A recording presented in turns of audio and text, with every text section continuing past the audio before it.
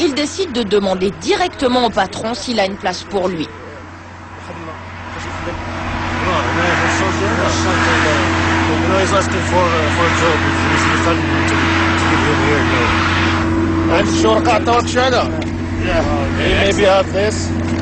Mr. Suka, my name is Ian. Ian. Okay. I just need maybe 10 minutes if you can wait by the trailer. Les présentations faites, le patron parlera avec lui un peu plus tard, mais l'Américain est loin d'être surpris par l'audace de ce jeune homme. In general, I'd like to hire people. En général, je préfère engager les gens dans mon bureau plutôt que de les voir débarquer sur la plateforme à cause des consignes de sécurité. Mais ça me fait très plaisir que ce jeune homme soit venu me voir pour du travail. C'est une grande chance pour nous d'avoir des Marocains dans l'équipe. Des Marocains comme chefs d'équipe et même des superintendants marocains.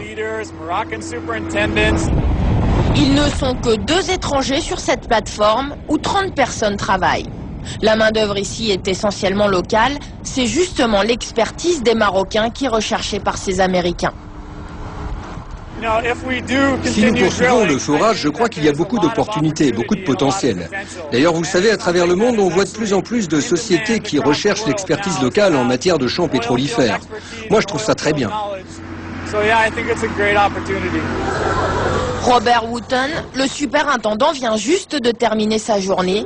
La vie sur une plateforme est très difficile. Pas pour ce père de famille qui attend son 4e enfant. Un bon salaire, un métier différent, c'est justement ce qui lui plaît. J'ai travaillé en Arabie Saoudite pendant 10 ans, alors vous savez, je suis plutôt habitué. Mais qu'est-ce qui vous plaît dans ce genre de vie ? J'aime bien mes repos. Je travaille 35 jours, je me repose 35 jours. J'aime bien ça. J'ai de bons avantages, je gagne bien ma vie et pas mal de congés. C'est ça que je préfère. Et la famille aussi. Ce puits n'est pas nouveau, il a été foré une première fois en 1985 et il y avait déjà des indices d'hydrocarbures. Alors cette société américaine a choisi de faire une réentrée. Nous avons pris en compte de nouvelles informations et nous avons également des analyses plus précises sur la géologie, donc nous espérons trouver du gaz dans cette réentrée. Vous cherchez du gaz, du pétrole ou les deux ? Oh, eh bien, nous aimerions bien trouver n'importe lequel des deux, mais actuellement nous cherchons plutôt du gaz. Faute d'argent, le Maroc reste sous-exploré, seulement 0,04 puits par 100 km², c'est 250 fois moins que dans le reste du monde. Entre le début des explorations et la production en cas de découverte, 10 ans se seront déroulés, 10 ans d'efforts financiers pour les partenaires. Le jeu en vaut-il vraiment la chandelle ?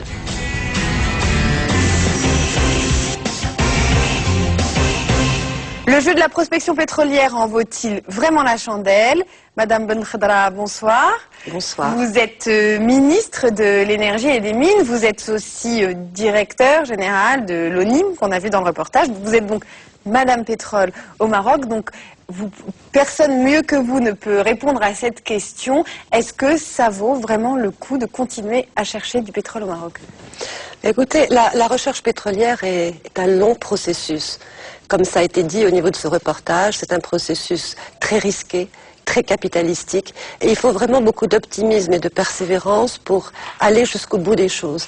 Et je pense qu'au Maroc, le jeu en vaut la chandelle dans la mesure où nos bassins sédimentaires sont assez vastes, sous-explorés, comme ça a été dit, et je le répète, 0,04 puits par 100 km² contre 4 au niveau international.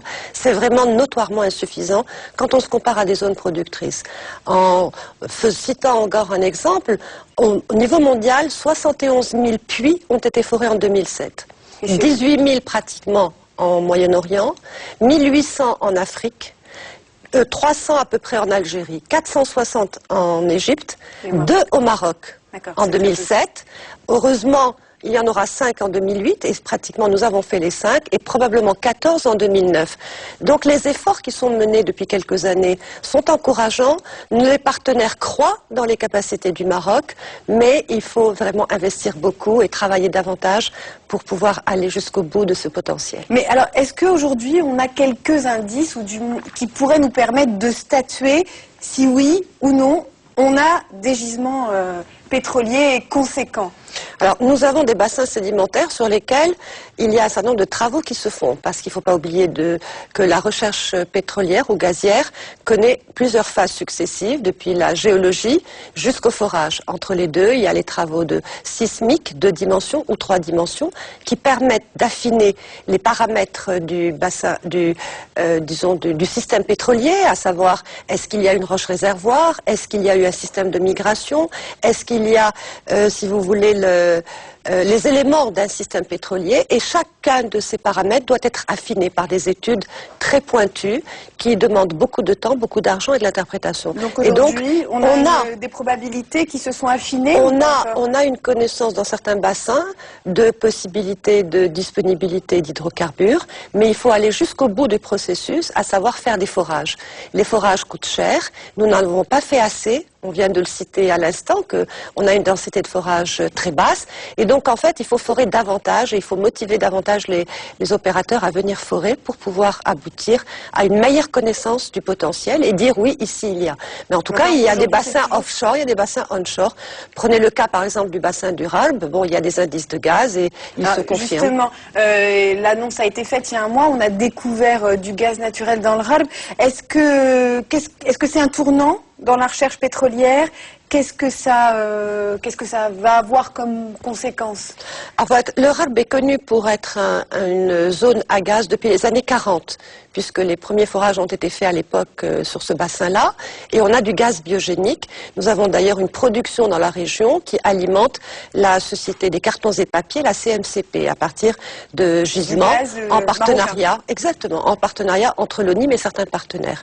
Ce qui se passe là depuis quelque temps, l'ONIM a fait des travaux en 2006 sur certaines régions du Ralb, a fait un puits qui a répondu favorablement, il y avait donc un peu de découverte de gaz, et ensuite nous avons travaillé en partenariat avec une société irlandaise qui s'appelle Circle, qui a signé un accord avec l'ONIM pour 8 ans, et dans la première phase, ils se sont engagés à faire une sismique 3 dimensions, donc pour bien un peu appréhender le potentiel, et pour forer pratiquement 14 puits sur les 2 prochaines années. Donc ils ont commencé, un puits a donné des résultats favorables, donc il y a un peu de gaz.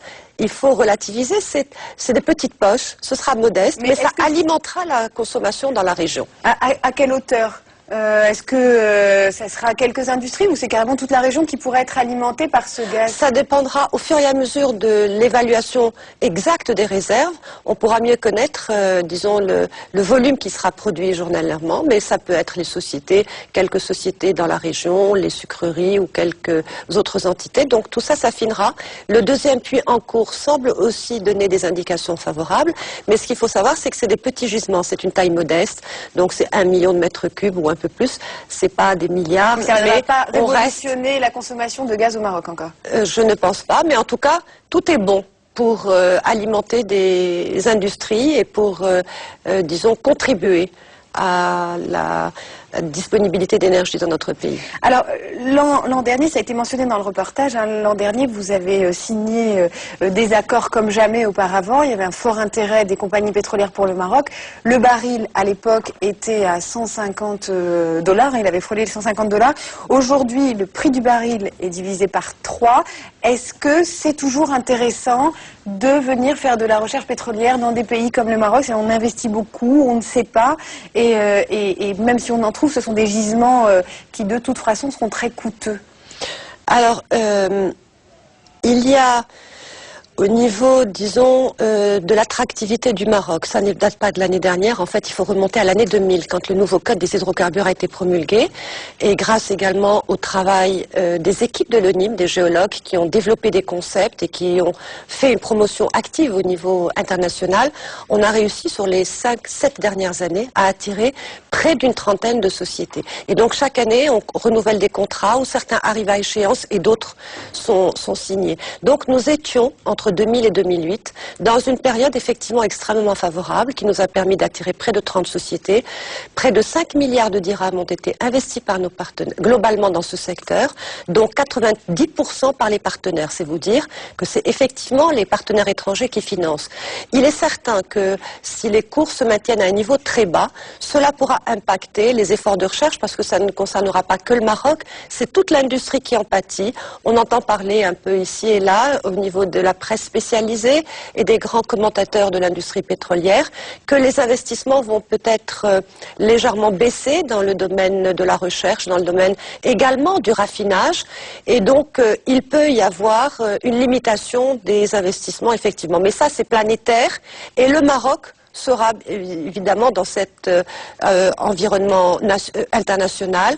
Et comme c'est une zone frontière, généralement les compagnies vont, au moins dans un premier temps, maintenir les travaux et tous les engagements qui sont pris dans les contrats que nous avons aujourd'hui. Il y a 30 sociétés qui opèrent, donc il y a des contrats en marche. Généralement, les opérateurs maintiennent leurs engagements et réalisent leurs engagements. Donc on va continuer sur la même lancée. Pas de remise en question pour les contrats, non, pour les contrats prévus entre 2009 et 2011. Je ne pense pas. Les contrats généralement sont respectés. Maintenant, globalement à l'échelle internationale, on verra probablement une réduction de l'effort d'investissement.